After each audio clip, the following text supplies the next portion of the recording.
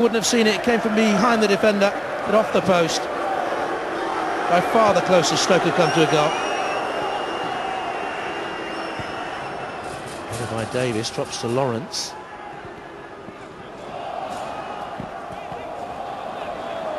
One back by Fuller. This is Lawrence looking for Fuller with the return. Across goes Knights, and it deflected away. Fuller got his shot in. How Stoke could have done with a fully fit Ricardo Fuller from the start, but they daren't risk him because of his shoulder problem. Lawrence with the corner kick, Friedel with the punch.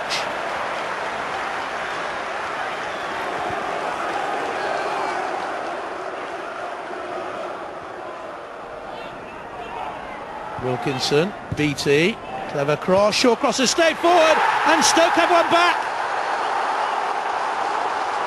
Good header from the big centre-half, who is always a real threat at set pieces and crosses. It's his first Premier League goal. First goal in over a year for Stoke, Ryan Shawcross.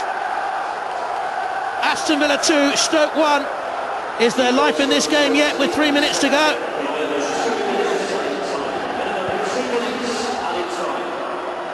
Fuller, intelligently done. What a lovely layoff that was. Sidibe.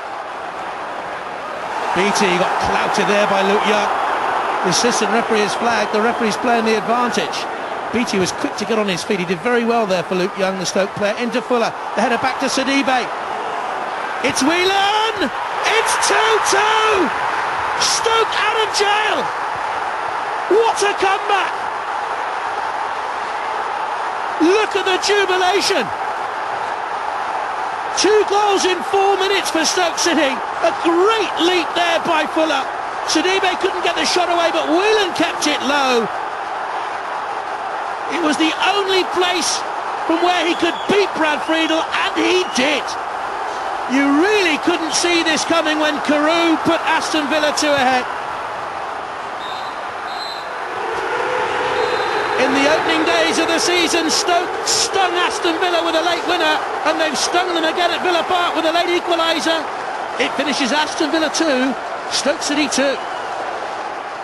We played with 3 forwards first half, and we just got pushed back, and I take full responsibility. It's the first time we've changed, and we've gone away from home and not won this year. And you think, well, try and pin Villa back rather than then come on to us. It was completely the opposite, so I hold my hand up there, Jonathan, got it completely wrong. Does it feel like a defeat? It does. It's points dropped, obviously. I think that anybody who had left that game with about 4 minutes to go would be very surprised to find out that Stoke took a point from the game. But they did, and we dropped 2. Obviously you've come on and you're just trying to do something to give the manager a little bit of a headache to get in for the next game, and I had a shot, and it's obviously off the bar, and the next one went in, so happy for me. 2-0 down, 11 minutes from time, equalised from Glenn Whelan. That's magic. That's genius for you to plan all that. Yeah, I was up all night doing it, Jonathan. Thank you very much. No problem. With the benefit of 2020 hindsight, could we have seen that coming, that last 4 minutes? Not at all. I mean, what he did was he started with plan A, had flaws, didn't quite work. Then for 9 minutes the second half he went to plan B, and that didn't work, so he went to plan C, and it worked. And I mean, I think that's brilliant management. You got a plan, you recognise it's not working, you go and try something else. But I mean, it was a Stoke performance that it was just grit and determination, and that's what Stoke's all about, and they will fight and fight for their lives, and they're good at it. Lee, he said he got it wrong before he got it right. In what way was it wrong? Well, he started with 3 centre-backs, Sonko, Shawcross and Higginbottom, and I think his plan was to stop the threat from Milner and Young on the wings by pushing the full-backs high up on them. And it's interesting to say he got it wrong, because I didn't think they played that bad defensively in the first half, and certainly, you look at the way they set up, they didn't have many chances, Villa, and if it had been 0-0 at half-time, it would have been interesting to see whether he changed it. We just he would have done. Exactly. So we just show the shape, and we can see that there's the 3 centre-backs across the top of the pitch. That enables the full-back Pugh to go nice and tight, and if there is a run behind him, he doesn't have to worry about that, because his centre-back Higginbottom will come over, put a bit of cover on. That's the advantage of having 3 centre-backs. One of them can come out and play full-back. In the end, they block it. Again, this time Higginbottom goes nice and tight on Heskey, because he's got cover behind him, doesn't have to worry about that. The full-back Wilkinson could go really tight on Young, as he is. He can't get the ball.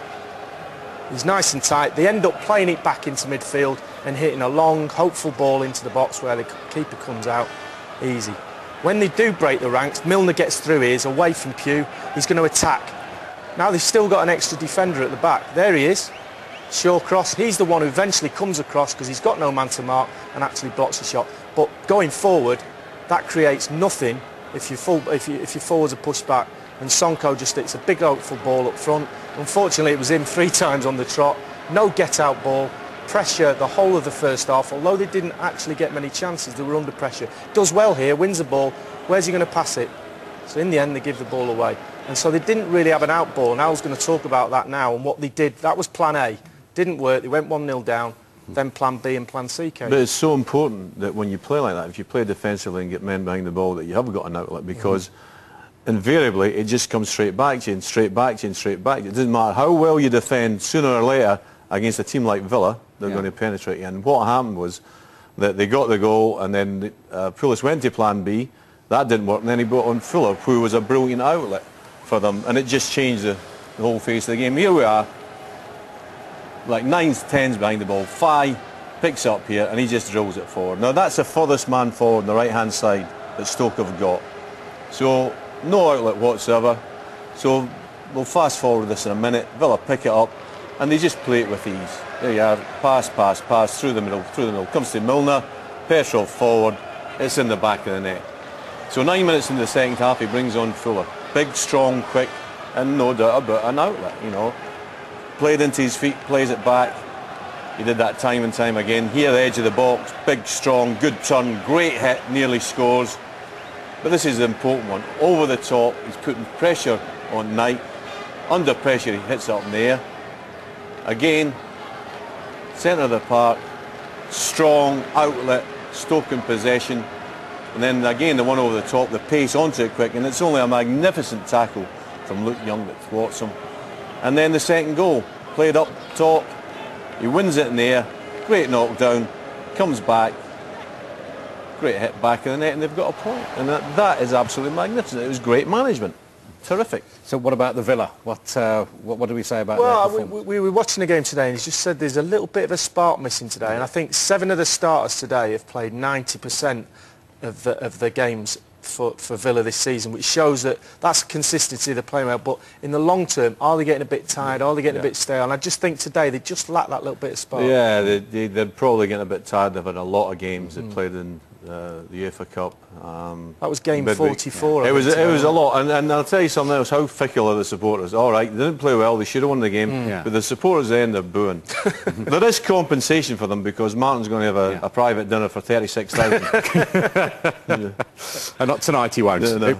Let's have a look at the table. Let's have a look at the damage then. I mean, Villa fans, I would say, would you have settled for this at the start of the season? The answer is an emphatic yes. Of course they would have done. But if you look, if they'd got the 2 points today, they're up, you know, a point away from Liverpool and Chelsea, and that would have made them 8 in front of Arsenal, which is a long way back for the Arsenal league, isn't it? Kenny, you don't know who wants to get 4th because they're both dropping points, and then the other one can't gain. You know, Martin's had a magnificent season so far. Yeah, brilliant.